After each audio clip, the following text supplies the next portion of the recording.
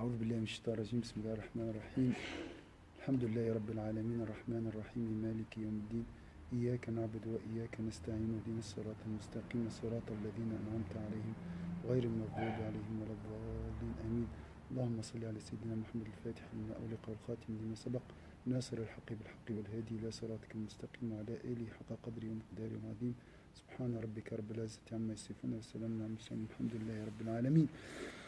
Voilà, بيان حقيقة الغضب. اعلم أن الله تعالى خلق الحيوان معرضا للفساد والموتان بأسباب في داخل بدنه وأسباب خارجة عنه. أنعم عليه بما يحميه عن الفساد ويدفع عنه الهلاك إلى أجل معلوم سماه في كتابه. وأما السبب الداخل فهو أنه ركبه من الحرارة والرطوبة وجعل بين الحرارة والرطوبة عداوة ومضادة، فلا تزال الحرارة تحلل الرطوبة وتجففها وتبخرها حتى تصير أجزاؤها بخارا يتصاعد منها، فلو لم تصل بالرطوبة مدد من الغذاء يجبر ما نحل وتبخر من أجزائها لفسد الحيوان. فخلق الله الغذاء الموافق لبدن الحيوان وخلق في الحيوان شهوة تبعثه على تناول الغذاء كالموكل به في جبر من كسر وسد من ثلم ليكون ذلك حافظا له من الهلاك بهذا السبب. Alors il a ici une explication très approfondie de la réalité de la colère. Sache que lorsque Dieu, exalté soit-il, a créé l'animal, et on a bien sûr en partie nous ressemblons à l'animal. L'animal mange, je mange. L'animal boit, moi je bois. L'animal se reproduit, moi je me reproduis. Alors, sache que lorsque Dieu a créé l'animal et l'a exposé à la corruption et à la mort, on est tous exposés à la mort et la corruption. Corruption dans le sens ici, la perdition, la mort, la faim, hein, la maladie. Voilà, c'est dans ce sens-là la corruption. Hein. En raison de causes intrinsèques à son corps, il y a des causes intérieures et d'autres causes extrinsèques. Et il y a des autres causes intrinsèques. Il lui a aussi fait don de ce qui le protège de la corruption. Donc, intérieurement, je suis exposé à la mort et extérieurement, qui peut me donner une raison, une cause intrinsèque qui peut m'exposer à la mort.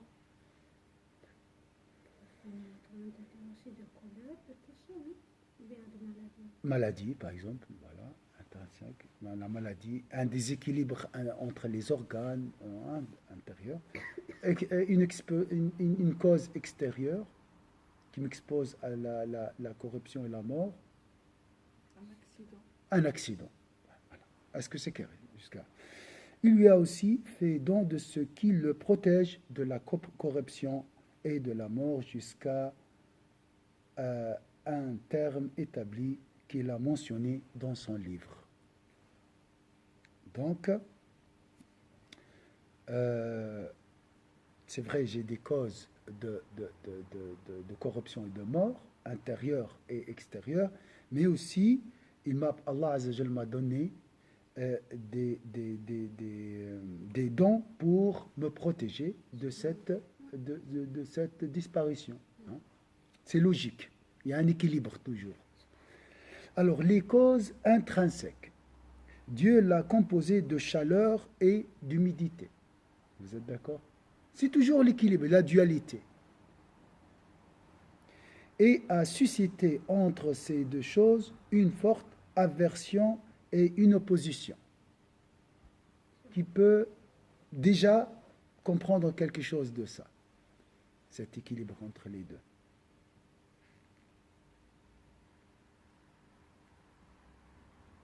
Chaleur, humidité,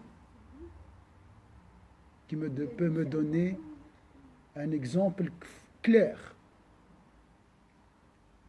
Bon, extérieur, pas intérieur. Intérieur, extérieur. La fièvre. Quand j'ai la fièvre, je mets l'eau, hein, pour baisser la chaleur. Est-ce que c'est clair ici? Donc il y a toujours un équilibre et une opposition. La chaleur, c'est l'opposé de l'humidité. La chaleur ne cesse de décomposer l'humidité. La chaleur, quand j'ai la fièvre, je mets un linge mouillé. Après un moment, la chaleur absorbe l'humidité. Ou c'est le contraire. C'est l'humidité qui aussi aspire la chaleur de mon corps. Donc, il y a toujours une opposition, une aversion. La chaleur ne cesse de décomposer l'humidité, de l'assécher et de faire en sorte que tous ces éléments s'évaporent. Si la nourriture n'intervenait pas pour compenser la réduction de l'humidité du corps, l'animal dépérirait. Dépérirait dans le sens mourra, elle va mourir, disparaîtra. Donc, si la nourriture n'intervenait pas pour compenser la réduction de l'humidité du corps, l'animal, donc la partie animale en nous, hein, ce corps, hein, dépérirait. Donc c'est le corps qui disparaîtra à la fin. C'est l'animal qui meurt, mais l'âme continue le voyage. Hein. Dieu a créé la nourriture appropriée aux animaux et a créé le désir qui les incite à se nourrir. Donc, la nourriture, c'est pour compenser, c'est pour calmer, hein, c'est pour protéger le corps animal, hein, afin de compenser ce qui a disparu et épargner aux animaux la mort induite par cette cause. Donc il y a, sans la nourriture, hein, intrinsèquement, je risque de mourir. Oui. Donc c'est une cause intérieure ou extérieure? La soif, la faim, c'est une cause intérieure. Les causes intrinsèques, extrinsèques. Bon, le Ghazali, il est très logique. Hein. Nous, on cherche directement, donne-moi la définition de la réalité de la colère. Non, il va t'expliquer tout d'abord, pas à pas. Les causes extrinsèques, il s'agit de l'épée, des flèches et toutes les autres armes qui peuvent porter atteinte à l'homme. Voilà. Les accidents, les flèches, voilà. Il a donc besoin d'une force et d'une fureur qui sortent de lui afin de repousser ces dangers. Donc il lui faut une protection extérieure. La main pour me protéger. Hein, les paupières aussi pour me protéger. Dieu a alors créé la nature de la colère à partir du feu et l'a semée en l'homme en la mélangeant à l'argile dont elle est composée. Donc on a la chaleur avec l'argile. Deux composantes adversaires. Il y a une aversion entre les deux. Vous êtes d'accord? L'argile, elle est comment? Humide. Non, mais l'homme, il est créé de cette matière humide. L'argile n'est pas une poussière. C'était hama'in masnoun. Donc, c'est liquide. Ce n'est pas l'argile.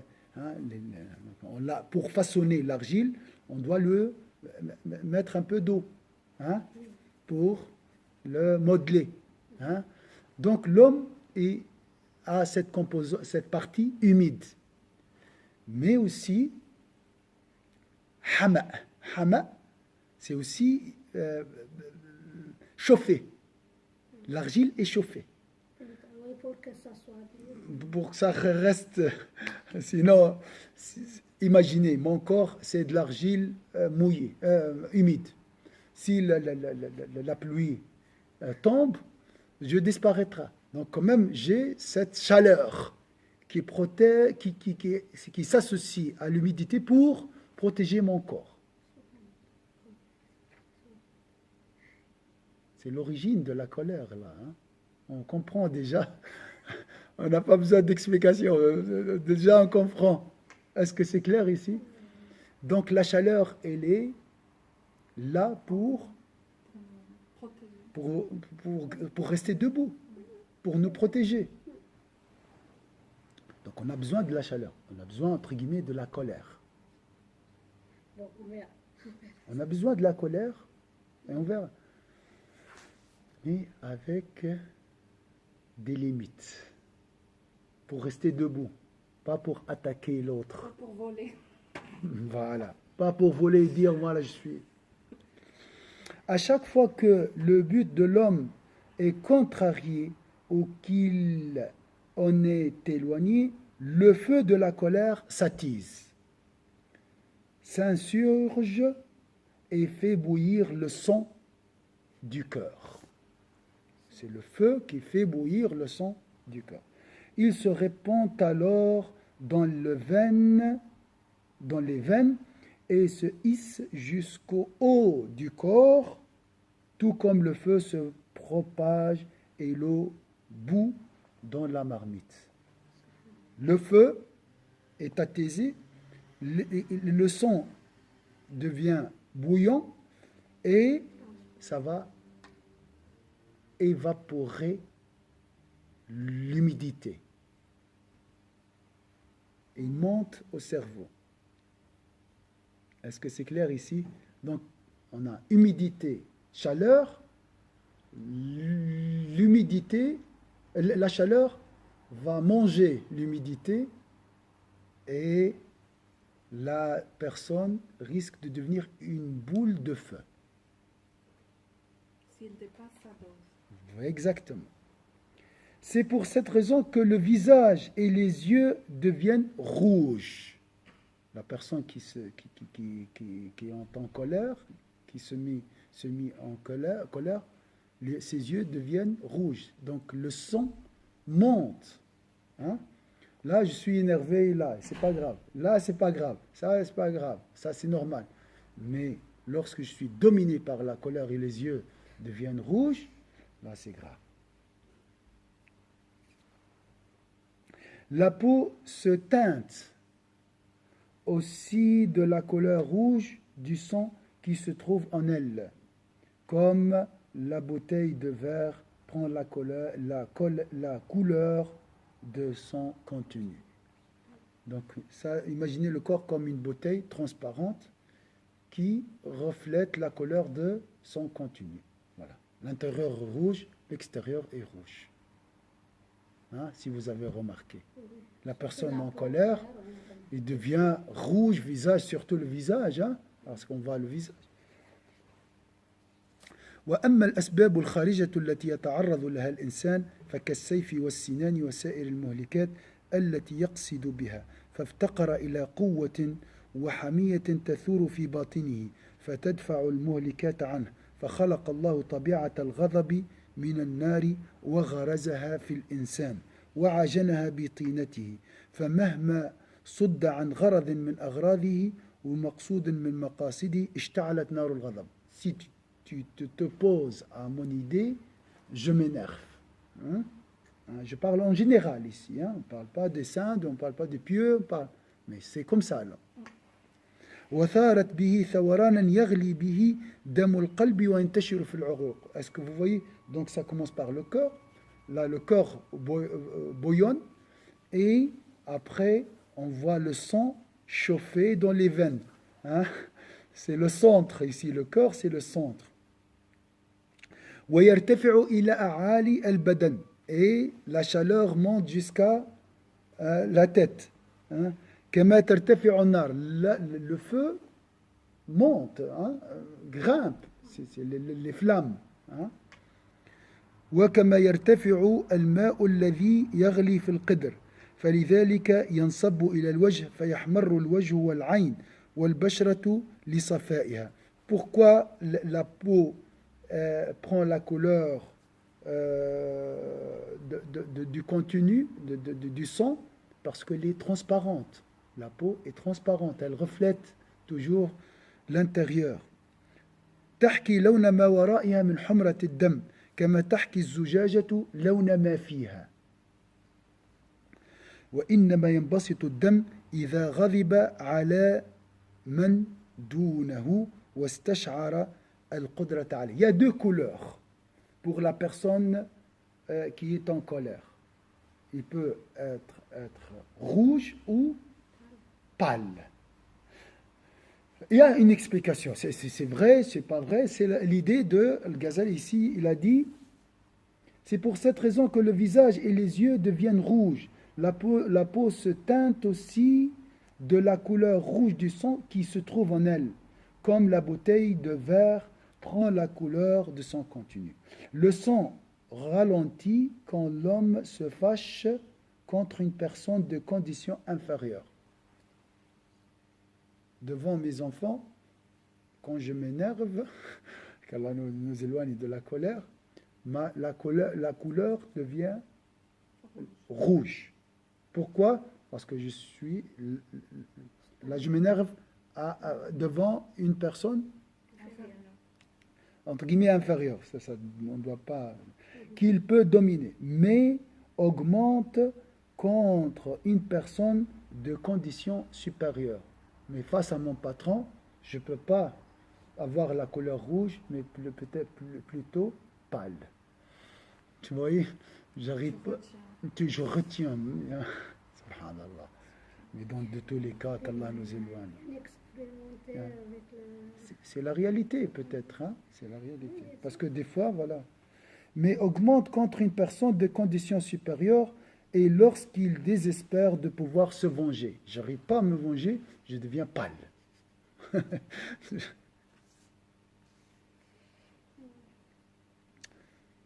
فإن صدر الغضب على من فوقه وكان معه يأس من الانتقام تولد منه انقباض الدم. Comme s'il garde le sang à l'intérieur. Vous voyez? C'est comme s'il reste il bouillonne, mais dans le cœur, pas dans les veines. Je ne sais pas comment. C'est comme il retient la voilà.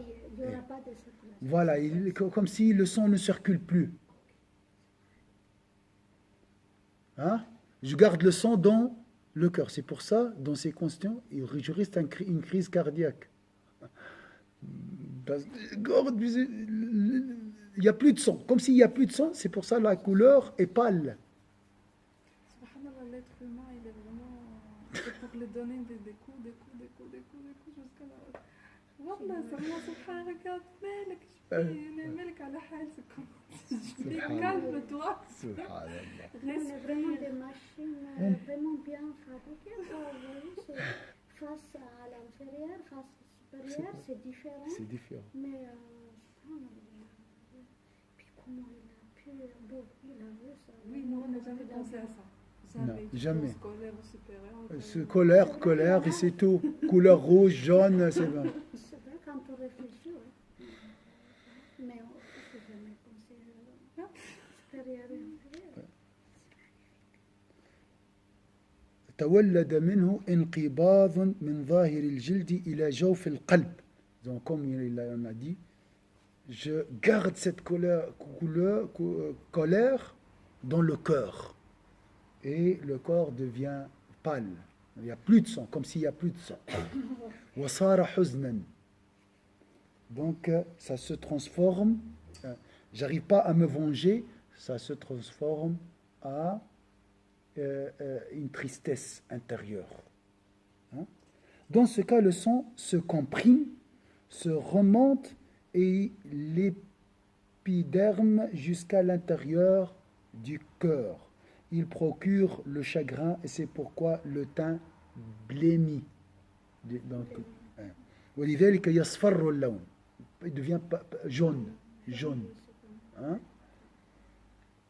وإن كان الغضب على نظير يشك فيه تردد الدم بين انقباض وانبساط فيحمر ويصفر ويضطرب. Maintenant, je ne sais pas si cette personne est inférieure à moi ou supérieure à moi. C'est Quand c'est comme ça, entre deux. Aussi, la couleur varie.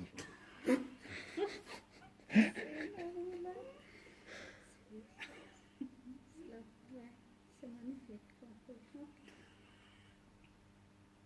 Vous voyez, vous rigolez. Quand c'est fort, on rigole. Hein, on a honte des fois. Mais c'est ça, c'est quand il a dit, subhanallah, on est du'afa, on est rien. Yani, on se met dans tout ce mal-être. Ouais. Si tu viens voir la cause, pourquoi t'as pas fait ça, c'est des trucs banals. C'est pas pour, on se met pas rouge pour quelque chose de Oui. important. Et on se met pour des bêtises. Oui, c'est juste. Alors, lorsque la colère varie et que le sang se comprime et se relâche, le teint oscille entre le rouge, le jaune et le visage se trouble. Donc, lorsque la personne, donc là j'hésite, est-ce que cette personne qui m'énerve est supérieure à moi ou inférieure? Là, il est entre deux. Hein? C'est comme avec les amis, en fait. C'est comme avec nos amis. Quand on pollue comme ça, Voilà. la blague, ça peut être... Oui, c'est pour ça, d'ailleurs. Là, je suis entre deux. Des fois, le visage devient rouge, des fois, il devient pas. Ça dépend. Donc, qu'Allah nous éloigne de la colère. وبالجملة فقوة الغضب محلها القلب. De manière générale, on peut dire que la puissance de la colère réside dans le cœur. Vous êtes d'accord? Vous êtes d'accord. ومعناها غليان دم القلب بطلب الانتقام. Donc là, c'est l'explication, la définition. De manière générale, on peut dire que la puissance de la colère réside dans le cœur et qu'il s'agit de bouillonnement du sang dans le cœur de celui qui réclame vengeance. Cette définition, c'est à apprendre par cœur. Donc, c'est quoi la colère? C'est une puissance dans le cœur qui bouillonne lorsque je réclame la vengeance. La vengeance, c'est pas à tuer, hein, des fois. Je veux gagner. Je veux détruire. Tu vas voir. On va changer l'autre. Je veux me venger pour défendre ma place, mon poste, mon honneur. Voilà, je veux en détruisant l'autre par la colère. C'est une forme d'agression, donc qui peut me définir la force de la colère. C'est un bouillonnement de sang dans le corps. C'est une puissance déjà dans Oui, le cœur. puissance. Attends, c'est une puissance. Parce que cette puissance, elle peut aussi utiliser dans cette vengeance. Je peux me venger pour des principes. Attention, c'est bien ça. Donc, c'est une puissance neutre. Et après, c'est la raison qui l'oriente vers le bien ou bien vers le mal. C'est une puissance dans le cœur. Elle n'est pas négative. Hein. Qu'est-ce qu'il a dit? C'est la puissance de la colère réside dans le corps. Dans le cœur. Qui bouillonne pour se venger. Mais pour quelle cause? Lorsque la personne réclame la vengeance. Mais pour quelle cause? Je peux me venger pour la vérité. Hein? Et comme je peux me venger pour mon ego. Donc c'est différent. La force, elle est là. Et après, voilà. Par exemple, quelqu'un m'attaque. C'est injuste, cette attaque. Je dois me protéger. Mais pour se protéger, il me faut un peu d'agression. Il Il faut que le sang bouillonne pour me défendre. Là, je me venge pour la vérité, pour la justice. Ce qu'on appelle l'autodéfense. On ne va pas se défendre en buvant un thé. Je dois être là vigilant et attentif. Hein? وإنما تتوجه هذه القوة عند ثورانها إلى دفع المؤذيات قبل وقوعها وإلى التشفي والانتقام بعد وقوعها والانتقام قوت هذه القوة وشهوتها وفيه لذتها ولا تسكن إلا به. De manière générale, on peut dire que la puissance de la colère réside dans le cœur et qu'il s'agit du bouillonnement du cœur dans le cœur de celui qui réclame vengeance. Par ailleurs, lorsqu'elle s'insurge, cette force s'oriente vers ce qui peut porter préjudice et le repousse. Donc, la personne qui se met en colère, il manifeste cette colère devant une autre personne. Cette personne, elle peut être juste, elle peut être injuste. Mais je dois repousser quelque chose par cette couleur. C'est pour repousser quelque chose. Alors, si elle y parvient, elle s'apaise. Si j'arrive à le repousser ou l'écraser, là, je me calme. Sinon, elle réclame vengeance. Or, la vengeance est l'aliment de cette force en désir et en plaisir, et elle ne s'apaise qu'après avoir été assouvie. Donc, quand je dis je me suis énervé, je me suis défoulé, dans le sens j'ai écrasé, je me